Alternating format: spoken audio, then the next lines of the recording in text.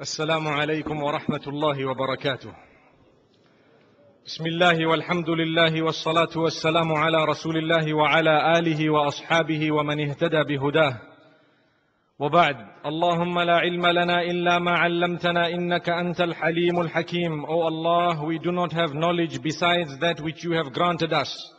For indeed you are most knowledgeable, most wise. اللهم علمنا ما ينفعنا وانفعنا بما علمتنا. O Allah, grant us knowledge that is beneficial and benefit us from the knowledge that you have granted us.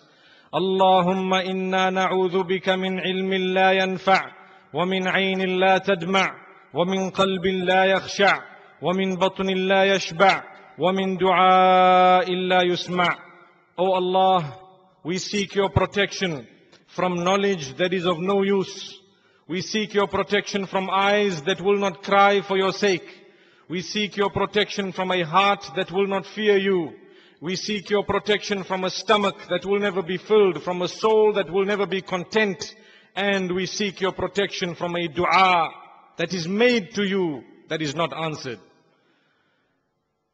My dearest ulama of this blessed city of Cape Town, my dearest brothers and sisters and listeners, we all know that as Muslims, we are aiming for something. We are aiming for something very high. We are aiming for something that we have only been told about, but we have not seen. We are told that the best beauty of this dunya is but the dust of Jannah. Where Allah subhanahu wa ta'ala speaks of Jannah, the verses are so vivid, the descriptions are so deep, that even the hadith of Rasulullah sallallahu alayhi wa sallam has told us, فِيهَا مَا لَا عَيْنٌ رَأَتْ وَلَا أُذُنٌ سَمِعَتْ وَلَا خَطَرَ عَلَى قَلْبِ بَشَرٍ. Definitely in Jannah is that which no eye has ever seen, no ear has ever heard, and no mind or no heart has ever thought of or ever imagined. What this means, my dear brothers and sisters, is that if you have seen anything in this dunya, wallahi, it does not qualify to be in Jannah. If you have seen something, think of what you've seen. The most beautiful of motor vehicles, the most beautiful of women, or in the case of women, the most handsome of men, or the loveliest of apartments and hotels, the best of houses, the best of beaches and sceneries and mountains. And I tell you, in terms of the world, your beautiful city of Cape Town competes. If the world was to be described, Cape Town would be described as the hur of this world, subhanallah.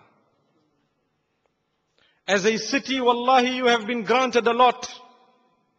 Breathtaking sceneries all over, with people whom I yet have to meet the match of. I have not come across better people than the people of this city. And I am not saying it because I am standing in front of you. I put Allah as a witness between myself and my statement. It is something I have seen. The hearts of the people, may Allah keep them as good as they are. Everyone who's ever been here has always commented positively before the scenery about the people. May Allah subhanahu wa ta'ala keep this iman with us. May Allah keep us as the best of people. So remember, we are here in this dunya. We have a mission. That mission has a goal. That goal has a picture to it which has been described by Rasulullah sallallahu alayhi wa sallam. I was telling you, it is Jannah. فِيهَا مَا لَا عَيْنٌ رَأَتْ. No eye has ever seen whatever is in Jannah. And I've already told you, anything you've ever seen in Jannah is better than that. anything you've ever heard of, any voice you've ever heard, any melodious recitations you might have heard, wallahi, in Jannah is something more soothing to the ear than you've ever heard. Similarly, if your mind or heart has imagined something, then remember, whatever you have thought of, Jannah is too high to have these lowly thoughts of ours in it. It will have better. I give you an example. If you were to close your eyes, or even with your eyes opened, and imagine vehicles in the air, glass boxes that we flew in. I sat in it and I thought of going to Australia. 2 minutes later, I flew through the wind and I landed in Australia. Does this go through your mind? It's possible for this to go through your mind. You can daydream about it. It can be a fairy tale. Wallahi, in Jannah is better than that. If your mind has thought about it, that means in Jannah is far beyond that. Read the fairy tales, the fiction stories. Wallahi, Jannah will be much better than that. More than that, we will have in Jannah, inshallah. Similarly, think of a glass castle suspended in the air with rivers of milk flowing. As you look down, you can actually see the glass. You can look straight through it. You can see rivers of pure honey and pure fruit juices, the blends that you so wish and desire. If you can picture it in your mind, remember, in Jannah is better than that.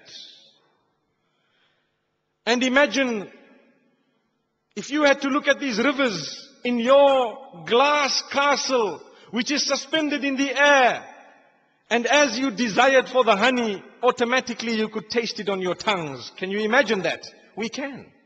We can imagine it. So it means in Jannah, wallahi, is something better than that. That is just the introduction. The big question is, who was Jannah prepared for?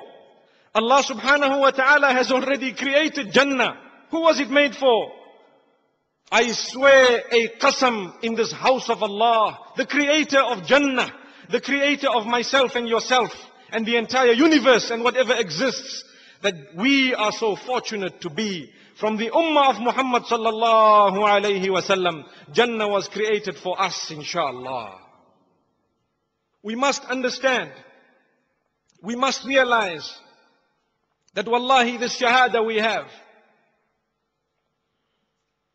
the kalima we have, is so powerful that there is nothing that can compete with it. Wallahi, I tell you that Rasulullah sallallahu alayhi wasallam has described the worst person from amongst us. The worst person from the ummah of Muhammad sallallahu alayhi wasallam. We all know we would like to enter Jannah. And inshallah, we will all enter Jannah. The problem is, some of us, due to our weakness, we might have to make a trip via Jahannam to Jannah. May Allah protect us. We all know when we are going for Hajj, may Allah take us all for Hajj. Those who've been, may Allah accept it. Those who haven't, may Allah make it easy for you to go. We all know that when we embark for Hajj, if you have a direct flight, you smile.